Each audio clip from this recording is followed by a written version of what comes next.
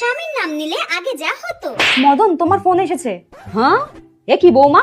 হ্যাঁ, তুমি আমার ছেলের নাম ধরে ডাকছো? তোমার কি শিক্ষা দীক্ষা বলে কিচ্ছু নেই? তুমি জানো না যে স্বামীর নাম ধরে ডাকতে নেই, এতে স্বামীর অকল্যাণ হয়? ভুল হয়ে গেছে মা, আমাকে ক্ষমা করে দিন। বাবা মা কি কিচ্ছু শিখিয়ে পাঠায়নি যে স্বামীর নাম ধরে ডাকতে নেই? একটা কাজ তো ঠিক করে করতে পারো না, এটুকু অন্তত মেনে চলো। আর কোনোদিন যেন এসব না শুনি। ঠিক আছে মা, আর কোনোদিনও করবো না এরকম। আর এখন যা হয়। কৌশিক, তোমার টিফিন। ও কি বৌমা, হ্যাঁ? তুমি আমার ছেলের নাম ধরে ডাকছো? তুমি জানো না যে স্বামীর নাম ধরে ডাকতে নেই? হ্যাঁ, ঠিক আছে মা, আমার ভুল হয়ে গেছে। আমি আর কোনোদিনও আপনার ছেলের নাম আমার মুখেও আনবো না। ঠিক আছে, আর কোনোদিনও ডেকো না। ও কি, তুমি ওইভাবে কাকে ডাকছো কেন মা? আপনি তো এক্ষুনিই বলেন আপনার ছেলের নাম যেন আমি মুখেও না আনি, তা আর কি বলে ডাকবো? ওই জন্য এরকম করেই ডাকছি। হ্যাঁ?